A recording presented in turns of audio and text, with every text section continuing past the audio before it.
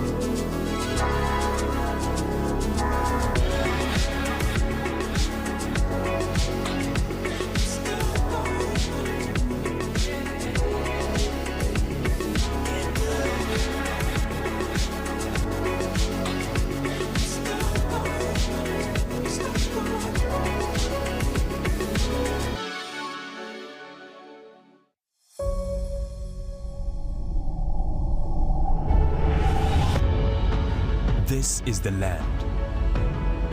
This is the cradle of mankind and the cradle of the future. A whole new territory for innovation, new promises and horizons. This is the land with many faces, many opinions, many views. All different, but gathered around this one cause, this one dream, this one mission. Empowering people through independent and reliable news. Sharing the Euronews team's 23 years of experience everywhere in Africa. This is the land where we want to defend our common belief and raise a Pan-African news perspective. This is the land where your voice will be heard. This is why today we are bringing Africa News, your voice.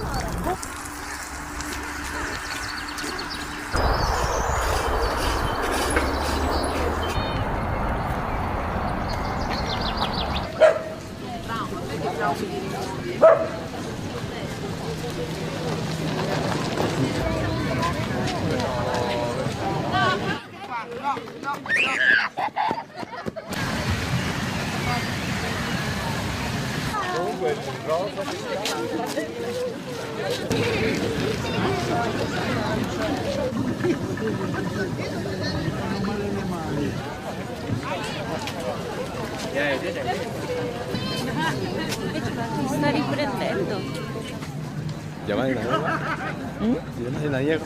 No. Africa News. The news. Ghana intensifies its push at the UN for global recognition of the transatlantic slave trade as the gravest crime against humanity. Ghana is using music and diplomacy to push a powerful message at the UN.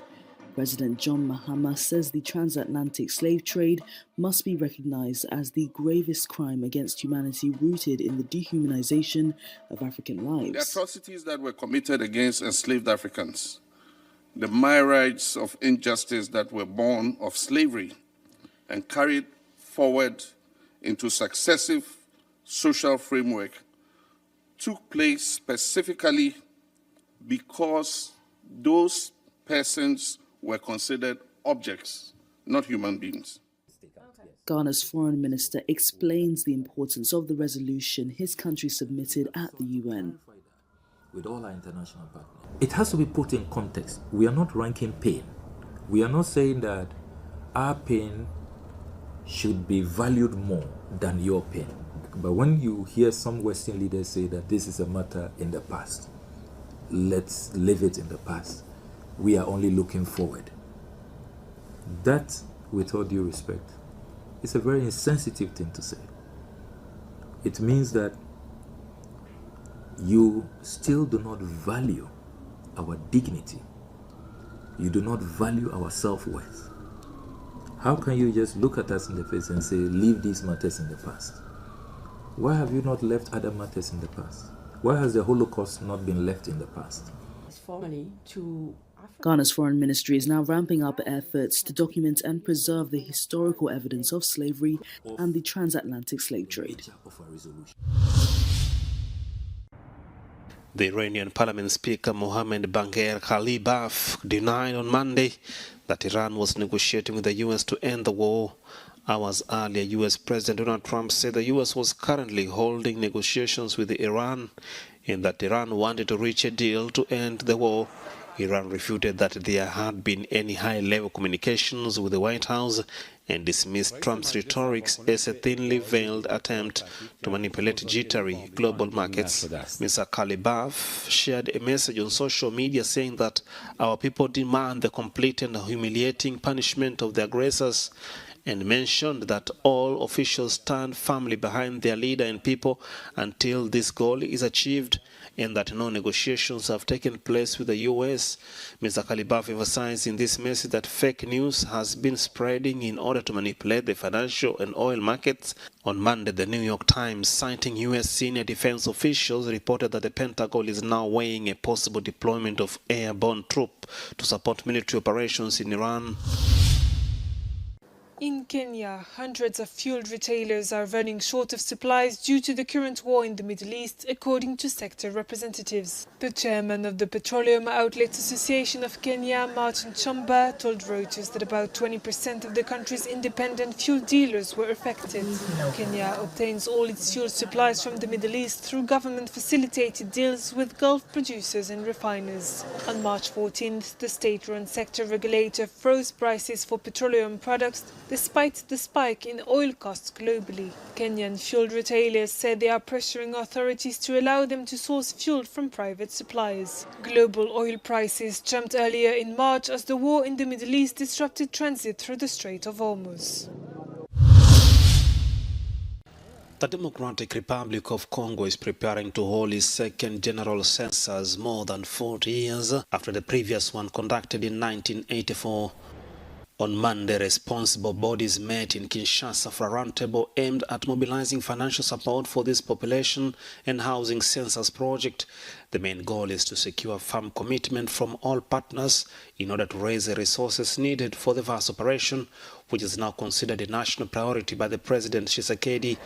According to the authorities, nearly $210 million in pledges have been made, while the required budget is estimated at $192 million. Part of these funds will also be devoted to conducting electoral process and strengthening the National Statistics Institute. The first phase of the operation, mapping, could begin as early as July 2026. The last census was conducted in 1994, and at that time, DRC had around 30 million people, compared with more than 110 million according to estimates.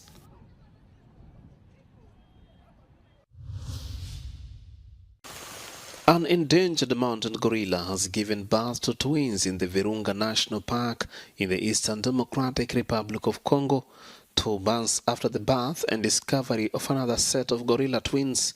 Fewer than 1% of mountain gorilla pregnancies result in twins, according to scientists.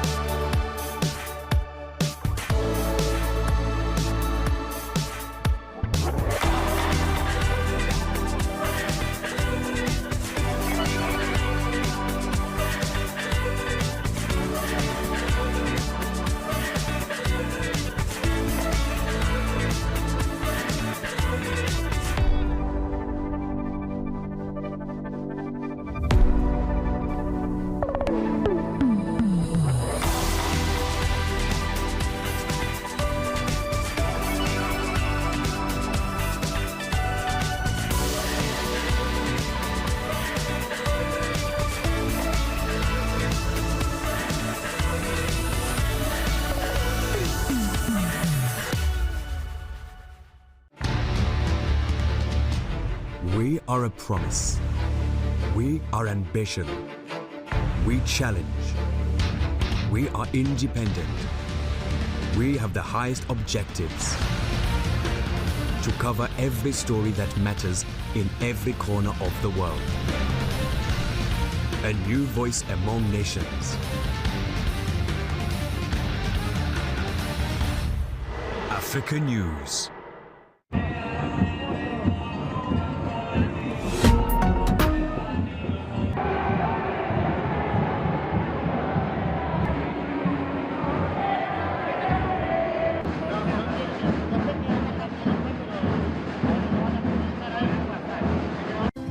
A nosotras y nosotros que dejemos paso.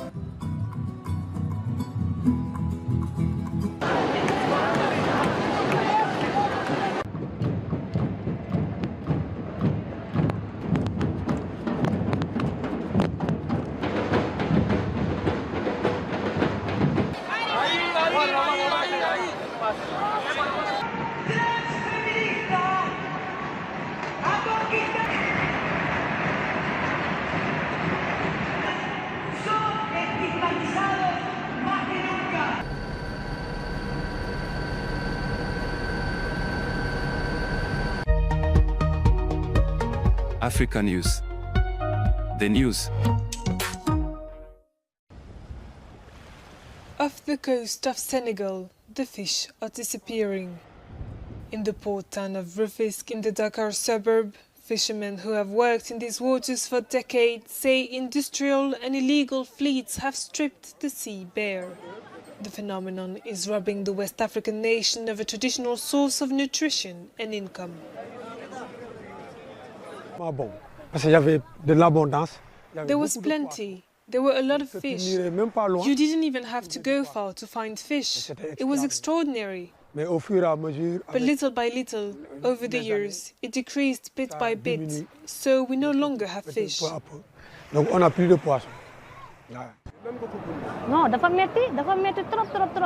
It's a very difficult situation for us, because many of us place our hopes on this work, which is our only source of income to be able to feed our children.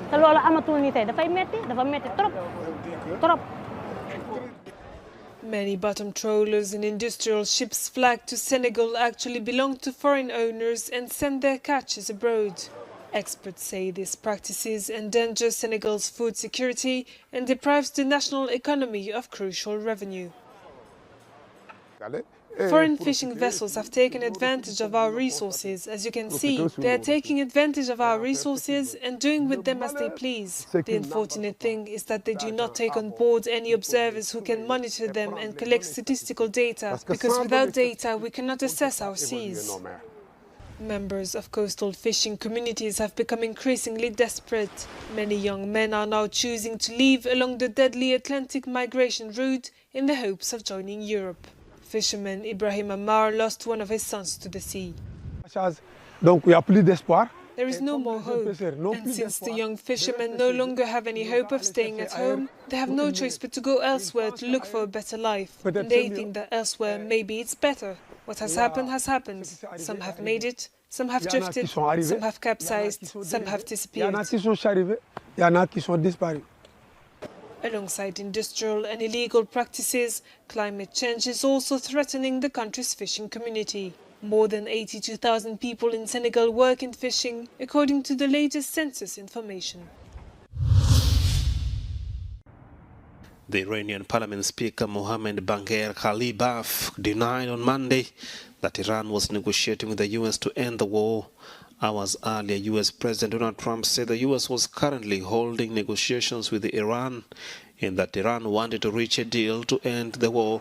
Iran refuted that there had been any high-level communications with the White House and dismissed Trump's rhetoric as a thinly veiled attempt to manipulate jittery global markets. Mr. Khalibaf shared a message on social media saying that our people demand the complete and humiliating punishment of the aggressors, and mentioned that all officials stand firmly behind their leader and people until this goal is achieved, and that no negotiations have taken place with the U.S. Mr. Khalibaf emphasized in this message that fake news has been spreading in order to manipulate the financial and oil markets.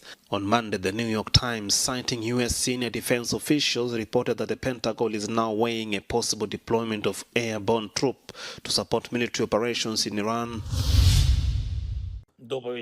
Ukraine has expressed interest in importing liquefied natural gas from Mozambique as years of Russian attacks have strained its energy resources. Ukrainian President Volodymyr Zelensky spoke with his Mozambique counterpart Daniel Chapo on Monday.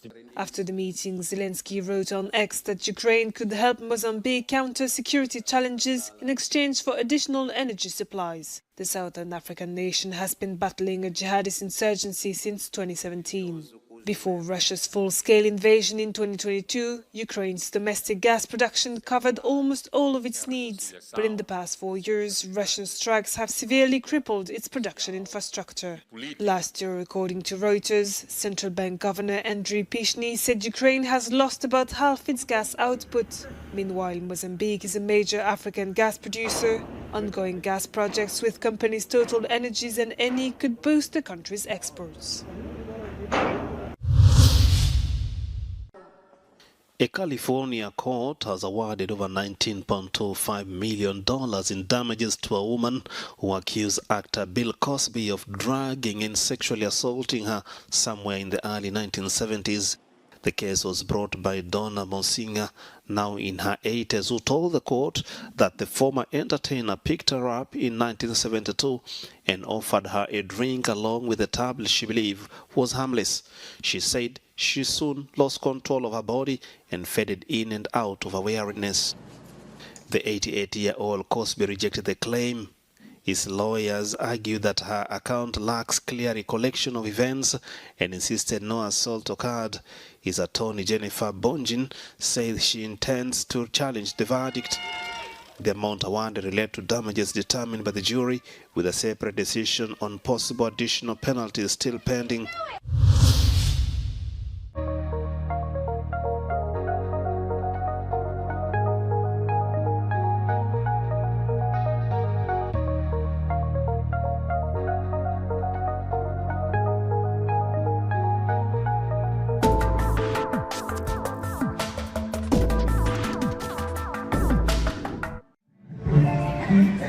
The city of Abuja, Nigeria witnessed a major cultural revival for the return of the Abuja Alternate Festival 2026.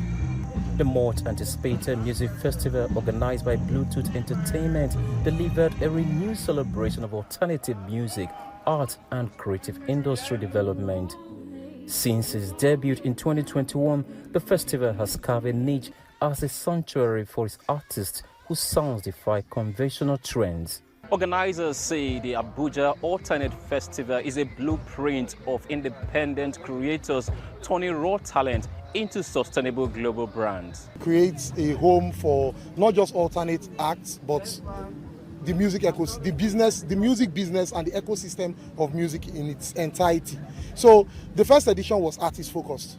This edition is artist and brand focused. So we are trying to see how, with this festival, with the 6 days of activation, we are trying to see how brands can tap into the music ecosystem and not just look at music as just a form of entertainment, but also a form of business. When we celebrate the talents from the capital with the Alternative Fest, we're trying to spotlight the amazing crop of talented musicians within that genre of music in the city center doing the job.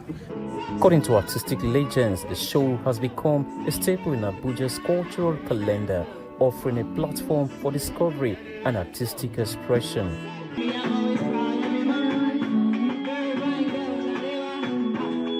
But Abuja's music is more serene, it's more intentional, it's more like laid back, it's more intimate. You know, we have more connection with our fans. Abuja holds a very big step when it comes to revolution in music. Yeah.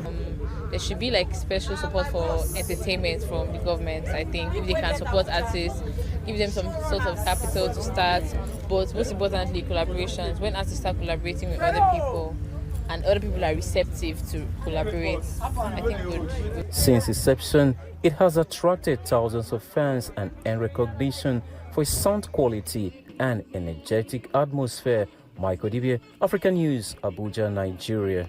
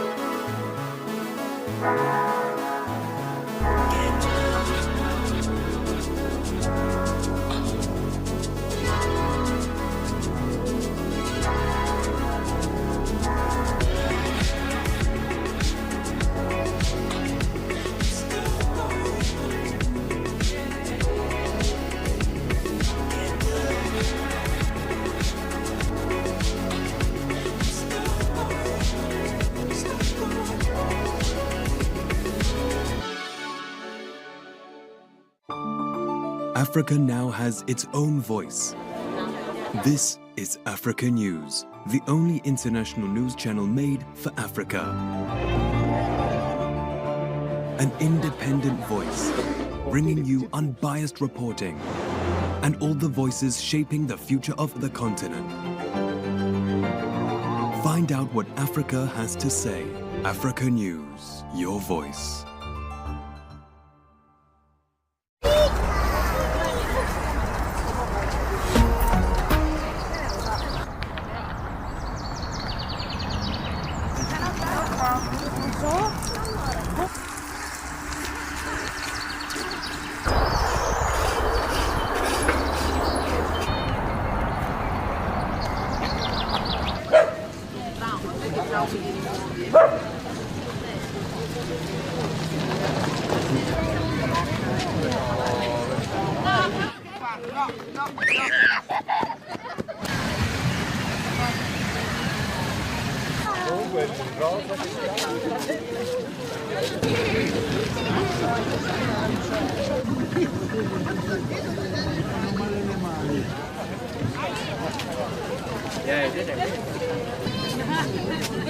Sta riprendendo.